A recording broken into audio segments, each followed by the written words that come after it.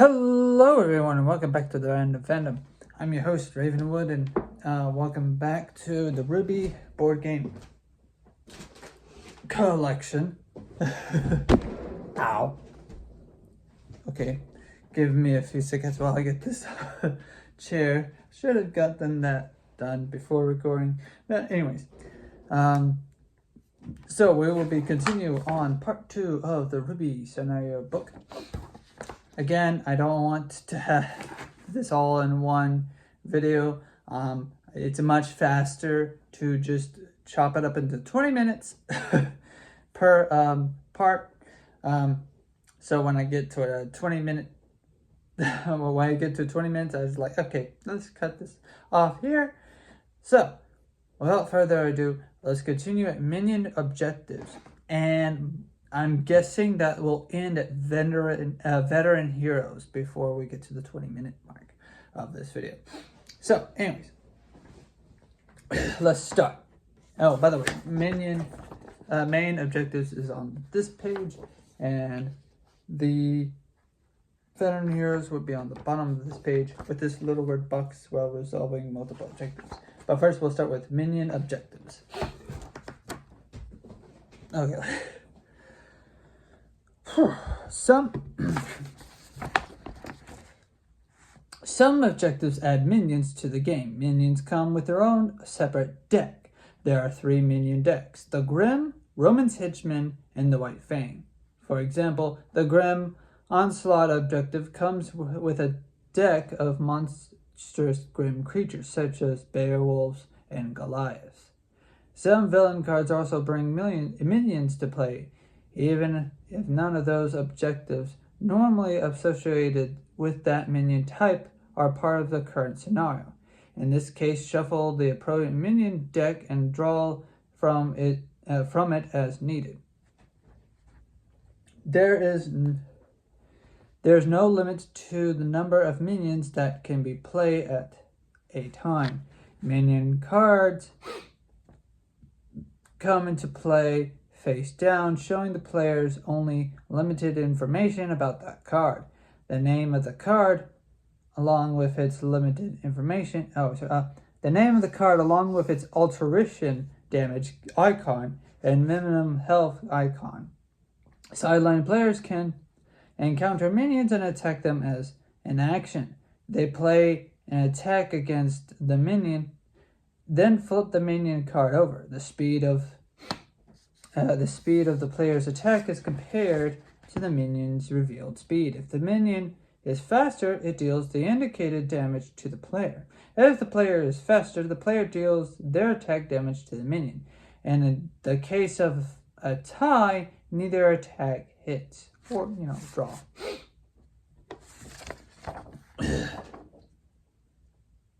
Record damage to a minion by placing damage markers on top of the minion card. The minion remains face up in play until it receives damage equal or exceeding its health, then it is destroyed. Place destroyed minions into their own discard pile, then reshuffle them if their deck runs out of cards. At the end of every duel in which the villain was not bashed, any surviving minions deal their artuition damage to the active player. Dealing artuition damage does not flip any unrevealed minion cards. And now we're at this section of the page right here. Yay. And we're only 4 minutes in, that's good. Health icon. The number of this card indicates the amount of health the minion has. The number on the back of the card has an estimate. The minion has at least that much health. The number on the front of the card is its actual health, which will sometimes be higher. Occasionally, you can deal damage to minions without directly attacking them, such as through an area or a multi-target effect. Indirect damage does not reveal the minion card. If an unrevealed minion card accumulates damage equal or greater than its health estimate, do not destroy it yet. First, flip over and reveal its actual health. It may have survived that attack. Okay, that does seem a bit. Does seem a bit odd. I'm assuming that has to be due to scenarios and whatnot. So yeah, and it shows us here the front and. Oh, okay. It shows us here the front and the back of the card, and the difference is there. I hope you can see that. Damage icons. This indicates the amount of damage that will be dealt to the player. If the minion attacks, that hits that player, and if the minion attacks and hits that player. Title. The title, like an elder or whatnot. Card effects. This section lists any additional effects associated with the attack. Some of these effects require the attack to hit, while others are activated regardless of whether the attack is successful, and even if the minion destroyed, indicated by the exclamation point symbol. There's also now this is a bit confusing. There's a paragraph that's underneath the challenge objectives that have to deal with this diagram over here. So I'll read that. Our tuition damage. This icon indicates the damage dealt to the active player if the minion card is still in play when the current duel ends and the active player did not bash the villain. This number can be increased by various bonuses, just like the regular damage. It is important for sideline players to destroy and remove minions in order to protect the active player from taking a lot of articulation damage at the end of the duel. Now, we're 7 minutes in and we're now at sub-boss objectives.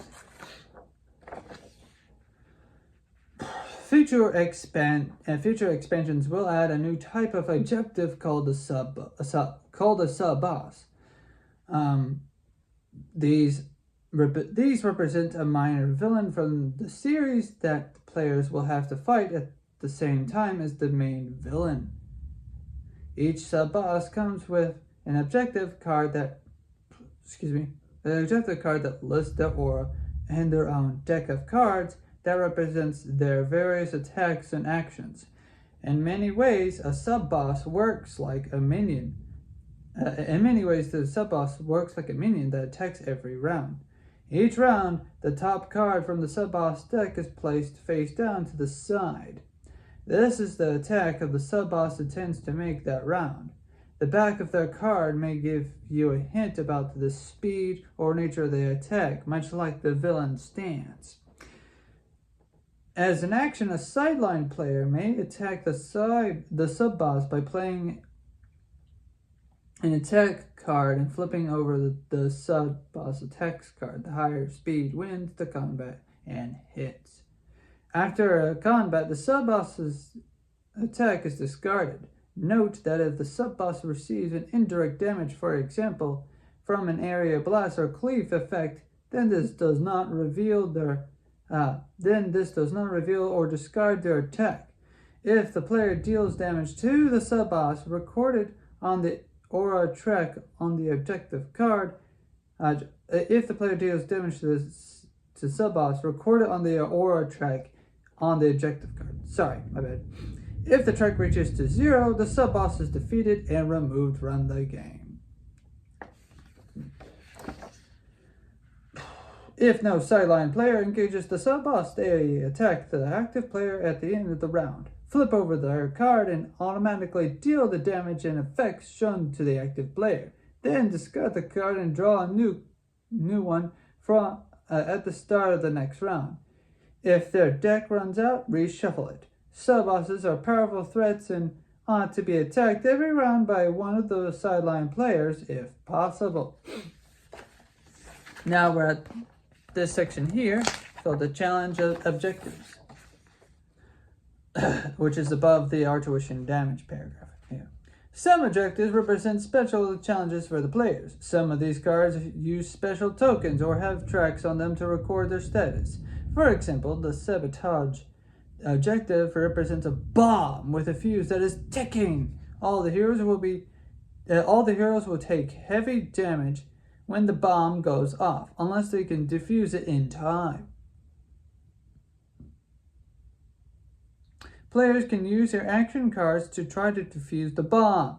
They choose a card to play, then roll a 10-sided die. If the die roll is less than their speed, they make progress toward defusing the bomb based on their attack's damage. Now we're on to special rules. I don't know why I said it like that. All right. Over here and onto this page and this red paragraph with a cinder fall attacking her enemies. Special rules.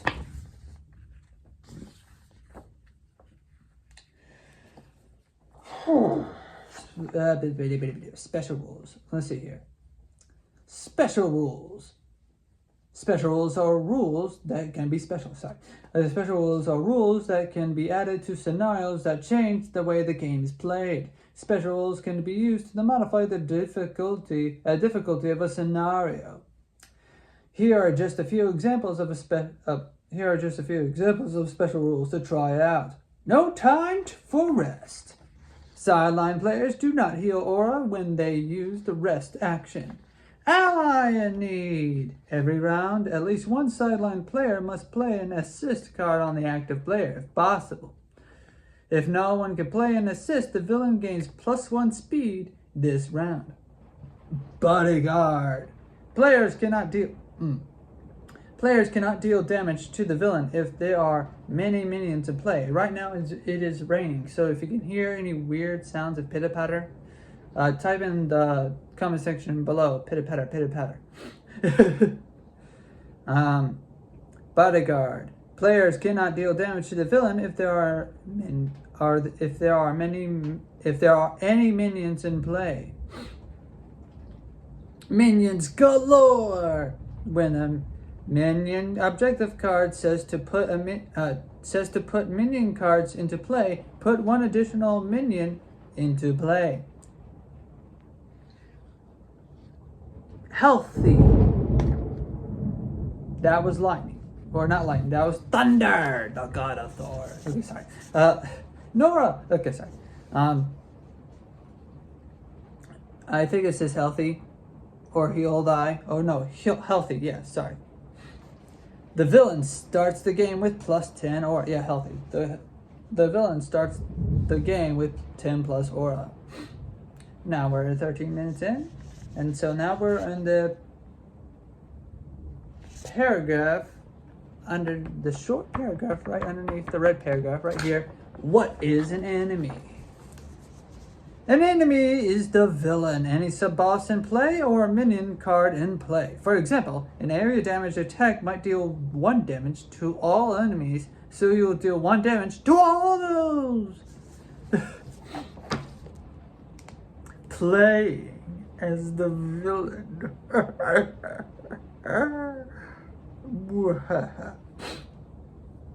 Ow, my ear just popped. Oh. Playing as the villain. It is possible for a human player to play the villain. The villain player draws 7 cards at the start of each duel.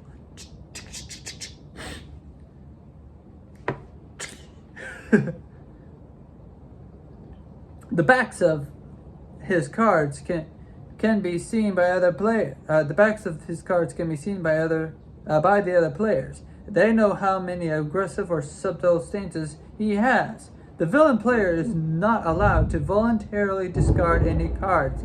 Thunder!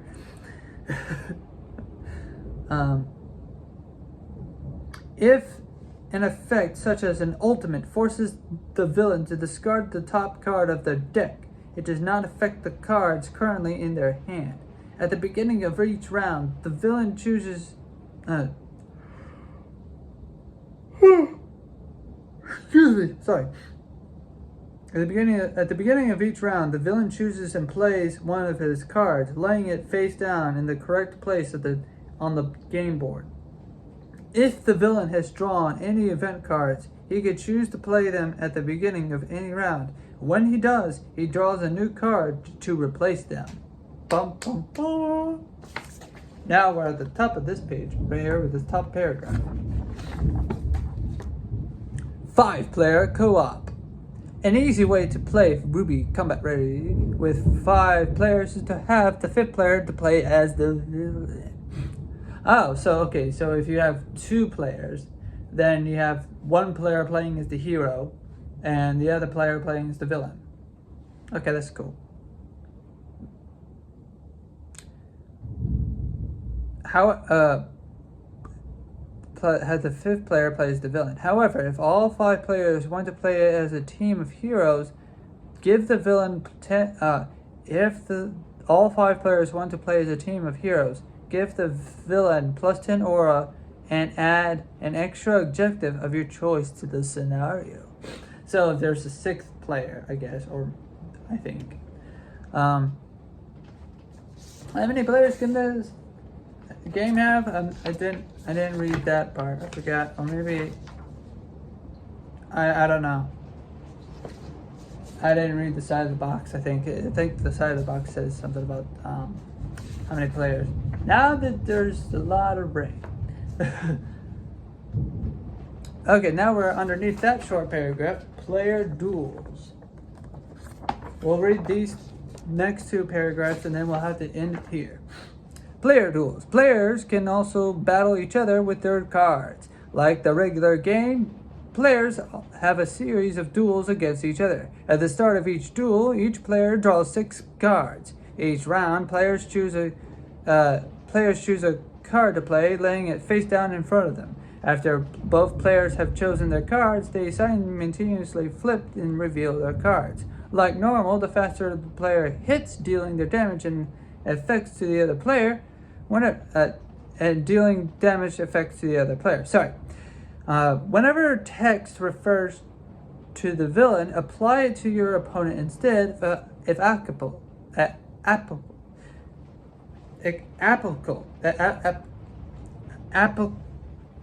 Why speak? Applicable.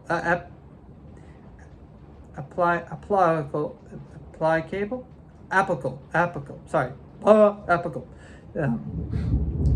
Applicable. Why am I doing it now? Just read. Each duel ends after 5 rounds. Then both players draw up the 6 cards. Players do not collect or spend experience during a duel. Players cannot take other actions except for draw and hear one aura. Ignore the asset effects on your cards. Optionally, you may use the player fury track, allowing players to gain bonuses as they deal damage to each other. For slightly longer challenges, optionally start each player with double their normal aura. Just use the extra cube on the scroll tracker to record the additional aura. Now we're on the bottom paragraph here and the red paragraph here. Veteran heroes. Players can start the game with their cards already upgraded to a higher tier, representing a more experienced veteran version of the hero. Decide in advance how experience each player receives and can spend before the game. Note that you may want to increase the difficulty of the scenario by swapping in tougher objectives. Okay, that's cool. Now we're in the red box paragraph, resolving multiple objectives. At the end of each duel, several enemies and objectives may have special effects they may apply or resolve. Always resolve them in this order. 1. villain. 2, sub-boss. 3, minions. 4, other objectives. That's the end of page 5, and the next pages will be page 6, 7, and last but not least, the back of this back of this book. So, and the next paragraph we'll read will be sample scenarios. So, that is the end of this episode. Whew. Big wall text. Further look, seriously, literally just nothing but text here. That's all right. Well, see y'all soon in the next episode. Please remember to leave a like, subscribe, share this video, hit the bell notification, comment down below, pitter patter. And I'll see you all soon in the next one. Bye bye.